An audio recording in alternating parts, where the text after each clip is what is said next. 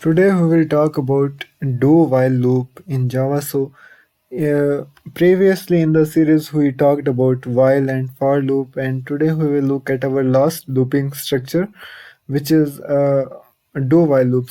Let's go through while loop real quick to see how it works.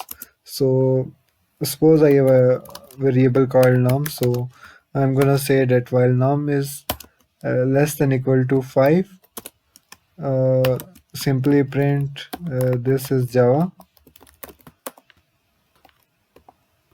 So this is a simple example to uh, illustrate a basic concept.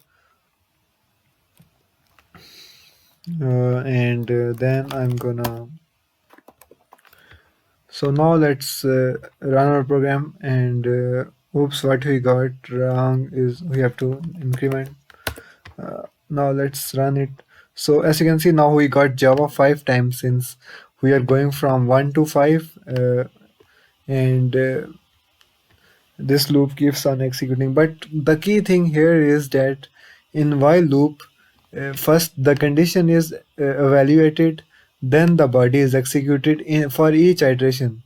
So first, uh, it checked the condition. It checked that num is less than equal to 5, 1 is less than equal to 5. That's true. Then it executed the this statement. Then it incremented, and then it came back to the condition again. It checked that 2 is still less than equal to 5. That's true. So it will execute again. So it will execute, keep on going. But here when num becomes 5, now it will execute one last time. And then after num becomes 6, right? Num becomes 6, so it goes to the top of the condition again. It checks that uh, num is not 6 is not less than equal to 5, so it is false. Therefore, for the sixth iteration, this body will not be executed. And this was the core concept. And also, suppose if num was 7, so as you know, if the condition is false initially, this but loop will never be executed since num is 7 is less than 5. So let's run our program now.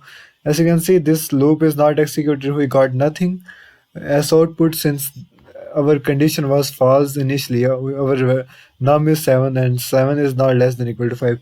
So this was a while loop. Now let's see what is do while loop. So now we will look at do while loop, and let's go through it. So let's use the same example. So the difference between do while loop is that it works exactly the same way like while loop, but there are two differences which I'm gonna write here. So the first difference is that in while loop, condition is checked first and then body is executed. But do while is the reverse. In do while, body is evaluated first, and then condition is checked.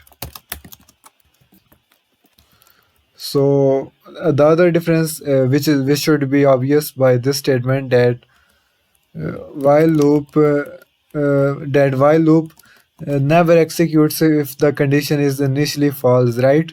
It will never execute. But do while loop executes once even if condition is initially false. So this was the key difference.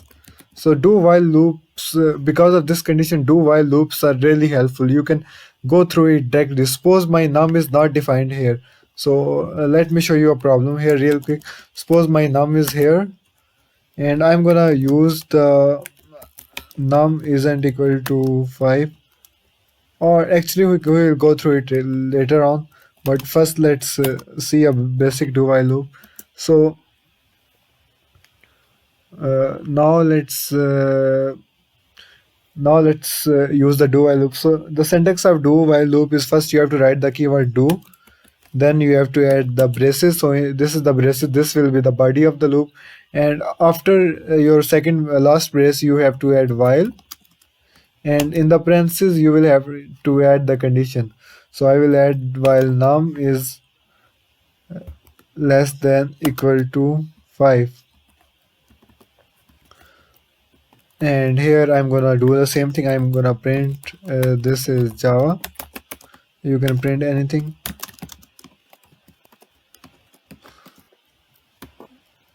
and I'm gonna increment the value of num. So let's run our program and see what happens. So as you can see, we got even though our condition was false, that is 7 is not less than equal to 5, it still got executed, right?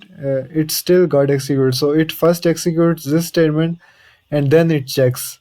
So since this condition is false now, therefore it will terminate. It won't execute for the next iteration. Now let's, what if the condition is true? So now let's run it. So as you can see, it got now it is getting executed similar to while loop. First the condition is checked, then this is incremented, and our loop will go on. So this was the key thing. And you might be thinking, how is do while loop helpful? So let me illustrate this through an example. And as you can see, this works the same way. Just difference is this, that body is evaluated, then condition is checked. And when condition becomes false after the body has been executed, then it breaks. So that's the difference. First body executed, then condition. So now let suppose you have to take you have a variable called num, right?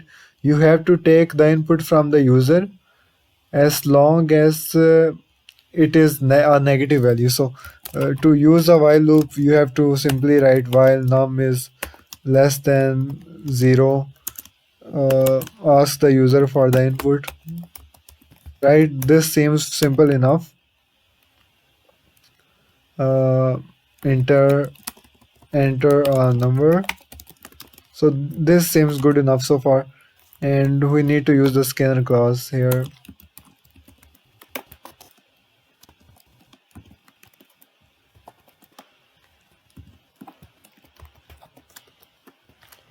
And here I can have num is equal to input dot next int. But so now it works fine, and it will keep on inputting. But notice it is giving us an error since num is not initialized. So our compiler will not check this statement first, it will check this first. Since this comes first, therefore we have an error. So we have to give num a random value like 2. Now it will work fine. As let's run it.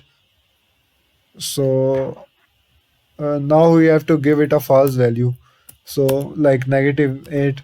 And let's run. It works fine.